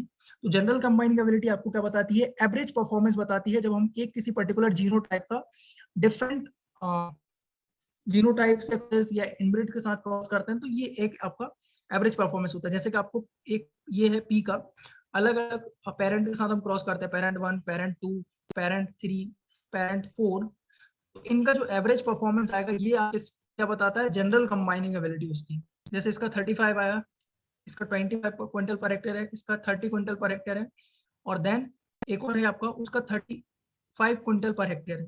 तो देन अगर हम इसका एवरेज निकालेंगे तो एवरेज कितना आएगा इसके करीब, एवरेज आएगा करीब इसका 31.25 के समथिंग, इतना ही आएगा। Yes sir, yes Yes, sir. तो ये आप इसमें जनरल कंबाइनिंग एबिलिटी को यहाँ पे रिप्रेजेंट करेगा। बट अगर स्पेसिफिक कंबाइनिंग एबिलिटी की अगर हम बात करें तो जैसे P1 जो P के साथ अगर P4 की अगर हम बात करेंगे तो ये यहाँ पे इसका कितना परफॉर्मेंस बताएगा, ये 35। ये क्या है, इसकी स्पेसिफिक कंबाइनिंग एबिलिटी को बता रहा है कि ये एक पर्टिकुलर उसके साथ आप जब इसको क्रॉस कर रहा है तो देन इसका वो बता रहा है, और पर्टिकुलर इसको जो कैलकुलेट करते हैं इसका जो वेरिएंस वगैरह निकालते हैं तो देन फिर वो आपको पूरा जो आपका डायलील ट्राइल देन आपका पार्शियल डायलील और लाइन एंड टेस्टर के बेसिस पे उसकी वैल्यू हम कैलकुलेट करते हैं। तो जनरल कंबाइनिंग एबिलिटी आपको average performance of a strain और genotypes in a series of hybridization hybrid combinations is termed as a general combining ability. इसको हम बेसिकली हाफ शिफ्ट फैमिलीज के बेसिस पे कैलकुलेट करते हैं। हाफ शिफ्ट फैमिली से मतलब कि एक ही पेरेंट, आपका जो पेरेंट है एक ही कॉमन पेरेंट रहता है आपका। जैसे कि आपका ये जो पी के अगर कैलकुलेट करना है तो ये सारे क्रॉसेस में कॉमन रहेगा। और अगर स्पेसिफिक कंबाइनिंग एबिलिटी आप कैलकुलेट करते हैं, जैसे कि आप P4 के साथ अगर स्पेसिफिक कंबाइनिंग एबिलिटी कैलकुलेट करते हैं तो देन ये जो दोनों के दोनों पेरेंट क्या होते हैं, कॉमन होते हैं। जब भी आप कैलकुलेट करते हैं तो दोनों पेरेंट आपको कॉमन वहां पे रखना पड़ेगा। तो ये बेसिकली हाफ से फैमिलीज में को इससे हम एस्टिमेट करते हैं, one parent is common are used. Then अगर बात करें क्या क्या बेसिकली इसके कैरेक्टरिस्टिक्स होते हैं, तो प्राइमरली ये एडिटिव जो जीन जेनेटिक वेरिएंस होता है उसका फंक्शन होता है, और अगर एपिस्टेसिस प्रेजेंट है तो उसमें भी एडिटिव इनटू एडिटिव टाइप का जो नॉन एलेलिक इंटरेक्शंस होता है वो इसलिए कंट्रीब्यूट करता है। इससे हम बेसिकली हाफ से फैमिली से एस्टिमेट करते हैं। ये जो कोरिलेशन है पॉजिटिव कोरिलेशन शो करता है नैरो सेंस हेरिडिटेबिलिटी से। नैरो सेंस हेरिडिटेबिलिटी क्या होती है, एडिटिव फिर उसमें सिर्फ एडिटिव वेरिएंस को यूज करता है, एडिटिव वेरिएंस। और आपका जो ब्रॉड सेंस हेरिडिटेबिलिटी होती है उसमें क्या होता है, उसमें से सारी मिला के कर सारे क्या एडिटिव Phenotypic डोमिनेंस टोटल मतलब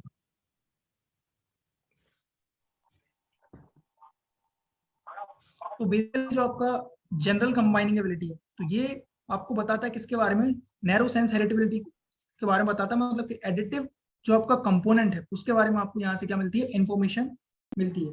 the GCA helps in the selection of suitable general combiners parent for hybridization. Then इसके बाद है आपका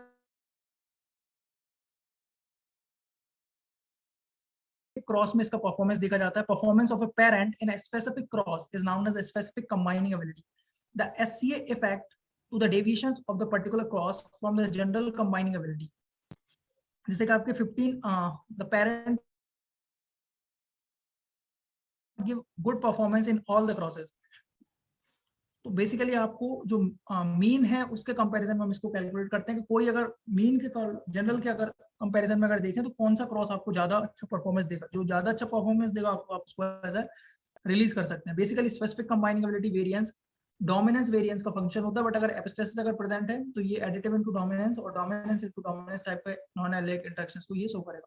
देन इसको हम बेसिकली फुल शिफ्ट फैमिली से कैलकुलेट करते हैं। और ये पॉजिटिव एसोसिएशन शो करता है आपका हेटेरोसेस एंड हाइब्रिड विगर से।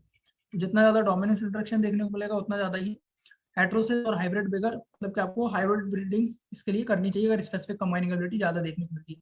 The SCA helps in the identification of superior cross combinations for the commercial explorations of heterosis. अगर बात करें मेन डिफरेंसेस क्या क्या है इनके बीच में, तो बेसिकली जो जनरल कंबाइनिंग एबिलिटी है एवरेज परफॉर्मेंस बताता है क्लाइंट का, specific combining ability superior performance, specific performance बताता है किसी क्रॉस का।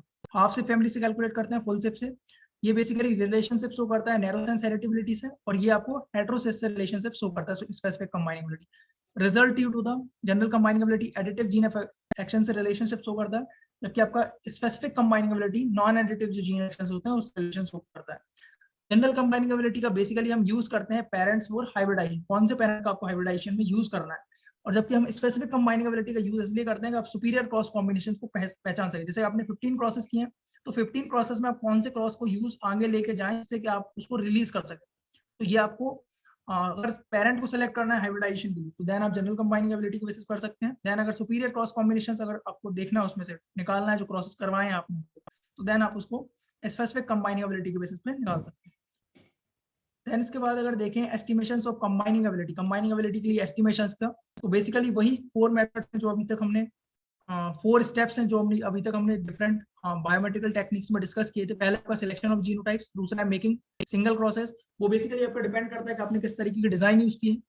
अगर डाइएलिल डिजाइन यूज कर रहा है, पार्शियल डाइएलिल यूज कर रहा है या लाइन इनटू टेस्टर्स यूज कर रहा है। डाइएलिल में हम किस तरह से क्रॉस कराते हैं, कल परसों ही पढ़ा है, including all reciprocal, possible combinations. both directions में, हाँ ऑल पॉसिबल। हाँ और पार्शियल में हम क्या करते हैं, unidirectional Sampling Sample लेते हैं, process.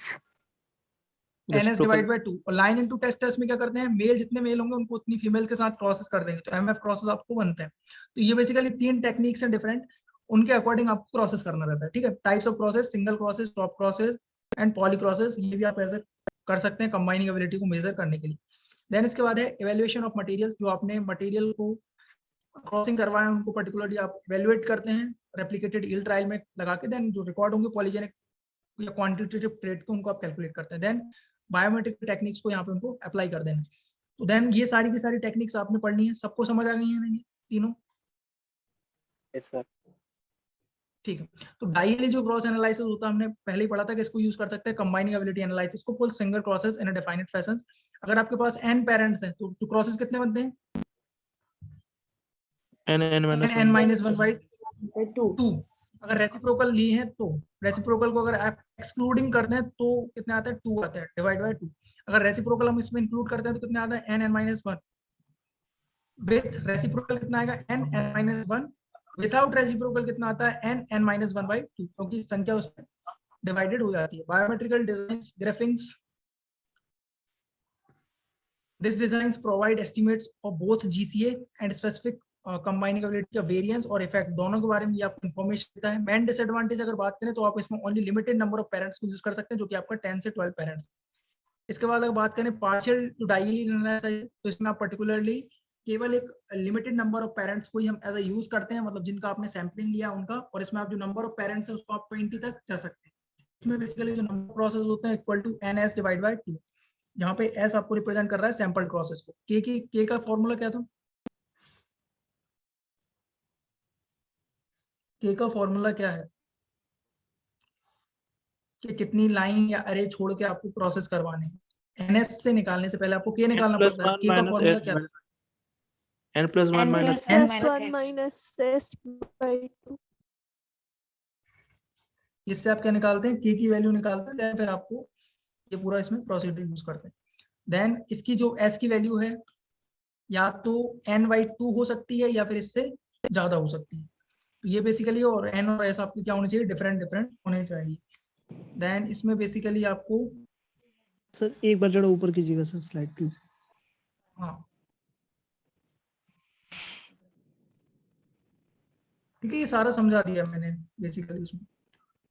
Then line into testers है, ये भी बेसिकली मॉडिफाइड फॉर्म है टेस्ट क्रॉस का। इसमें क्या आप लाइन इनटू टॉप क्रॉस है, उसमें बेसिकली आप एक टेस्टर का यूज करते हैं, बट आप लाइन इनटू टेस्टर क्रॉस में एक से ज्यादा टेस्टर्स का यूज करते हैं। तो जितने भी आप मेल लेंगे और जितनी फीमेल लेंगे उनको आप क्रॉसिंग करवा देंगे तो आपके MF प्रोसेसेस में टोटल प्रोड्यूस होते हैं। तो basically this techniques permit evaluation of a large number of parents at a time up to 50 parents या जर्मप्लाज्म लाइन्स को हम इसके द्वारा इवैल्यूएट कर सकते हैं लाइन इनटू टेस्टर से। MF आपके यहाँ से क्रॉसेस होंगे if there are 50 females and 4 males तो टोटल 200 क्रॉसेस होंगे। तो देन इसके बारे में आपको ये बताता है। देन ये जो लाइन है अभी हाफ से families provide estimate of GCA, full से families estimate of SC। Then इसके बाद आपको किस तरीके से इंटरेक्ट जो आपको डाटा या जो रिजल्ट मिले हैं उसको आप के बेसिस पे आप डिसीजन लेते हैं। तो पहला अगर हायर GCA आ रहा है, जनरल कंबाइनिंग एबिलिटी अगर ज्यादा आती है तो देन ये बताता है कि आपको if GCA variance are higher than the SCA variance, तो आपका वेरिएंस GCA की वैल्यू अगर ज्यादा है variance due to the specific combining ability, तो देन इस कंडीशन में आप बताते हैं कि इसमें additive gene actions mainly present है और देन आप जो सिलेक्शन से रिलेटेड जो मेथड्स हैं डिफरेंट उनका आप यूज इसमें करेंगे। देन अगर स्पेसिफिक कंबाइनिंग एबिलिटी का जो वेरिएंस है वो अगर ज्यादा आता है, स्पेसिफिक कंबाइनिंग एबिलिटी का वेरिएंस अगर इससे ज्यादा आता है आपका जनरल कंबाइनिंग एबिलिटी है, तो देन ये इस कंडीशन में आपको बताता है कि इसमें नॉन एडिटिव जो जीन सेक्शंस है डोमिनेंट एंड एपिस्टेटिक कंपोनेंट ये ज्यादा है, देन आप इसमें हेटेरोसिस ब्रीडिंग का यूज करेंगे। अगर दोनों का इक्वल मैग्नीट्यूड है तो जो आप पॉपुलेशन इंप्रूवमेंट की जो मेथड्स होती हैं उनको यूज करते हैं जनरली, जैसे कि रेसिप्रोकल रिकरेंट सिलेक्शन का। रेसिप्रोकल रिकरेंट सिलेक्शन में आप दो पॉपुलेशन लेंगे और इसके में डोमिनेंट और एडिटिव और नॉन एडिटिव जो आपका कंपोनेंट होता है, एडिटिव और नॉन एडिटिव दोनों कंपोनेंट को आप साइमल्टेनियसली इंप्रूव कर सकते हैं, दोनों वैरायटीज को एक साथ इंप्रूवमेंट इसमें कर सकते हैं। एक जो वैरायटी होती है वो दूसरे के लिए टेस्टर की तरह यूज होती है, वैरायटी फर्स्ट और वैरायटी सेकंड। एक वैरायटी दूसरे के लिए टेस्टर की तरह यूज होती है, दूसरी वैरायटी पहले के लिए टेस्टर की तरह यूज होती है। तो ये हम उसको डिस्कस करेंगे जब ये पढ़ेंगे तब। तो इसको रेसिप्रोकल रिकरेंट सिलेक्शंस और जो डिफरेंट पॉपुलेशन इंप्रूवमेंट की मेथड्स हैं उसके बेसिस पे हम इसको कर सकते हैं। देन है कंबाइनिंग एबिलिटी और हेरिटेबिलिटी। हेरिटेबिलिटी क्या होती है? ability of transfer character from parents to offspring से। फॉर्मूला क्या होता है हेरिटेबिलिटी का? VG upon यही VP होता into है 100. upon VP. बेसिकली अगर बात करें जो आपकी कंबाइनिंग एबिलिटी और हेरिटेबिलिटी में क्या क्या कंपैरिजन है या डिफरेंसेस देखें, तो combining ability first and second order statics involve होती है, हेरिटेबिलिटी में आपकी सेकंड ऑर्डर स्टैटिक्स इन्वॉल्व होती है, वेरिएंस इन्वॉल्व होता है basically. estimations of from the simple trials not possible for BS heritability। then इसके बाद useful in selection of, तो बेसिकली कंबाइनिंग एबिलिटी बेसिस पे हम ऐसे सिलेक्शन कर सकते हैं suitable parents and crosses combination का। सूटेबल पेरेंट्स का लिए आप GCA का यूज कर सकते हैं और क्रॉस कॉम्बिनेशन को अगर आपको सिलेक्ट करना है तो देन आपको स्पेसिफिक कंबाइनिंग एबिलिटी के बेसिस पे जा सकते हैं। इसके बेसिस पे आप एलाइड जीनोटाइप्स का यूज कर सकते हैं जो कि हाईली हेरिटेबिलिटी शो करेंगे। देन जेनेटिक अजम्पशंस, दोनों में इन्वॉल्व जेनेटिक अजम्पशंस नहीं होते, ना कंबाइनिंग एबिलिटी में ना आपका हेरिटेबिलिटी में। अगर टाइप की बात करें तो GCA दो टाइप का होता है, ये कंबाइनिंग एबिलिटी GCA और हेरिटेबिलिटी दो टाइप का होता है, broad sense and narrow sense. Determinations of gene actions दोनों के द्वारा पॉसिबल है। Use of specific mating plan इसमें रिक्वायर्ड होता है, इसमें required for the narrow sense heritability, additive component के लिए जरूरी होता है। सिमिलरिटीज की अगर बात करें तो दोनों फ्री फ्रॉम जेनेटिक असम्पशंस की जरूरत नहीं पड़ती है दोनों के लिए। Combining ability is a two type GCA and SCA and then the GCA gives an idea about additive gene actions, ये हमने देख लिया, डिस्कस कर लिया। then combining ability analysis specific matching designs की आपको जरूरत पड़ती है। then narrow sense जो हेरिटेबिलिटी को जब हम कैलकुलेट करते हैं तो उस कंडीशन में आपको स्पेसिफिक मैटिंग डिजाइंस की जरूरत पड़ती है। both estimates are useful in the predictions। combining ability से हम एज अ परफॉर्मेंस प्रिडिक्ट कर सकते हैं पेरेंट एंड क्रॉस कॉम्बिनेशंस में, और हेरिटेबिलिटी से हम एस्टिमेट कर सकते हैं inheritance character from parent to offspring, मतलब एक कैरेक्टर पेरेंट से प्रोजेनी में कितना कितने परसेंट हेरिटेबिलिटी शो कर रहा है। Then dissimilarities क्या हैं? तो basically combining ability effects involve first order statistics where estimates of heritability based on the second order statistics। Analysis की बात करें combining ability के लिए definite fashion में आपको क्रॉसिंग करना पड़ता है। broad sense heritability can be estimated from the both parental as well as segregating populations। तो ये important है, broad sense अगर heritability आपको कैलकुलेट करनी है तो आप उसमें पेरेंटल और सेग्रीगेटिंग जनरेशन दोनों से कैलकुलेट कर सकते हैं। बट अगर नैरो सेंस आपको कैलकुलेट करनी है तो देन फिर आपको उसमें एक पर्टिकुलर वे में क्रॉसिंग करवानी पड़ेगी, ठीक है, definition. Then estimates of combining ability help in the identification of superior parents, ये हमने देख लिया। देन कंबाइनिंग एबिलिटी और हेटेरोसिस में किस तरीके का रिलेशनशिप होता है? तो basically significant amount of dominant variance is a pre request for the exploration of heterosis. अगर जो आपका डोमिनेंस वेरिएंस सिग्निफिकेंट अमाउंट में है तभी आप उसमें हेटेरोसिस जो ब्रीडिंग है प्रोग्राम्स है उनका यूज कर सकते हैं, एक्सप्लोरेशन कर सकते हैं हेटेरोसिस का।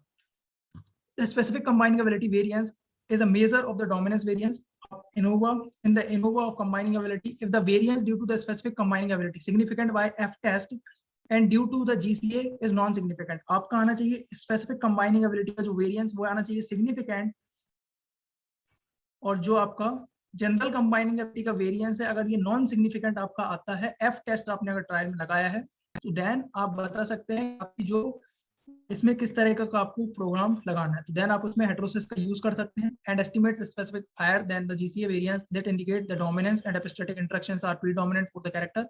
Moreover if the heterosis is very high for specific crosses and the observations made are the true for in economic character like yield, it is possible to utilize the crosses as a commercial hybrids, provide the proper pollination system of the crop such as the cytoplasmic genetic male sterility, fertility restoration system। तो ये सब हम इसमें use कर सकते हैं। Basically आपका यही है। तो क्या आना चाहिए, वी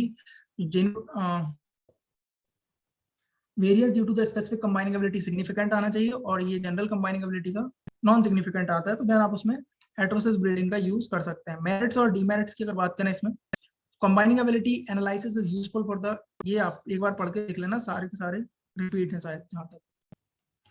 डीमेरिट्स में क्या क्या है, basically combining ability, estimates of combining ability are specific to the material under evaluation, thus these estimates vary with the breeding material। breeding material से ये vary करते हैं combining ability किस तरीके की होगी।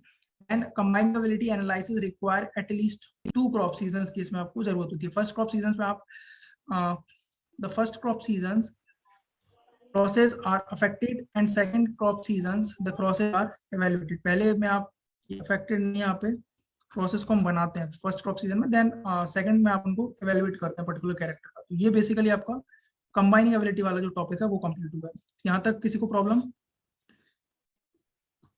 No sir. आ गया ये समझ में? Yes sir. जी सर। ठीक है। हेलो तो सर।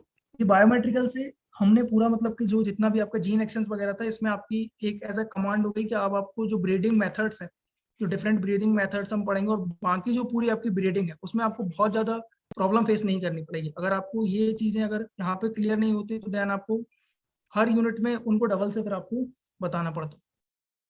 ठीक है। तो इस यहाँ तक किसी को कोई डाउट वगैरह तो नहीं है, मतलब कंबाइनिंग एबिलिटी, एपिस्टेटिक्स वगैरह इनमें? No sir. No sir. Hello sir. ठीक है, क्लास को एंड करें। हाँ सर आपने बताया कि ये जो जीसीए होता है वो मेनली एडिटिव जीन एक्शन को बताता है, जो नैरो सेंस हेरिटेबिलिटी का पार्ट होता है। तो सर एससीए क्या हाँ। ये बाकी जो बचा हुआ जो नॉन एडिटिव जीन एक्शन उसको दर्शाता है, और ये ब्रॉड सेंस हेरिटेबिलिटी बोल सकते हैं उसको?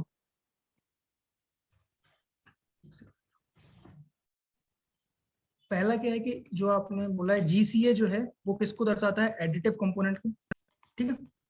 Yes sir. और जो आपका नैरो सेंस हेरिटेबिलिटी है वो किसको शो करता है, आपका एडिटिव कंपोनेंट। ये भी सही है, yes sir. Narrow sense heritability. Then इसके बाद क्या है, देखो बेसिकली अगर आप हेरिटेबिलिटी का फॉर्मूला लिखें तो नैरो सेंस के लिए लिखना है। ठीक है। नैरो सेंस हेरिटेबिलिटी का फॉर्मूला आपका क्या है, VA additive component divide by VP into 100। और इसके बाद पूरा क्वेश्चन बताओ एक बार डबल से। सर ये तो जीसीए के रेस्पेक्ट में, एससीए के रेस्पेक्ट में क्या होगा वो जानना था।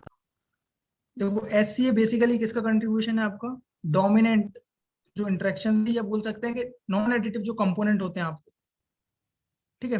एडिटिव के अलावा जितने भी नॉन एडिटिव जो कंपोनेंट होते हैं वो सारे इसमें आपको स्पेसिफिक कंबाइनिंग एबिलिटी हम इनको इंक्लूड करते हैं। इसमें कौन कौन से आ सकते हैं आपके, एक तो है डोमिनेंस, देन एपिस्टेसिस। आपका dominance, dominant into additive, then dominant into dominant. और इसका जो आपका एडिटिव वाला हमने देखा, तो इसमें पहला तो एडिटिव कंपोनेंट, और देन एडिटिव के साथ एडिटिव इनटू एडिटिव टाइप का जीन इंटरेक्शन भी इसमें हम इनको इंक्लूड कर लेते हैं। अब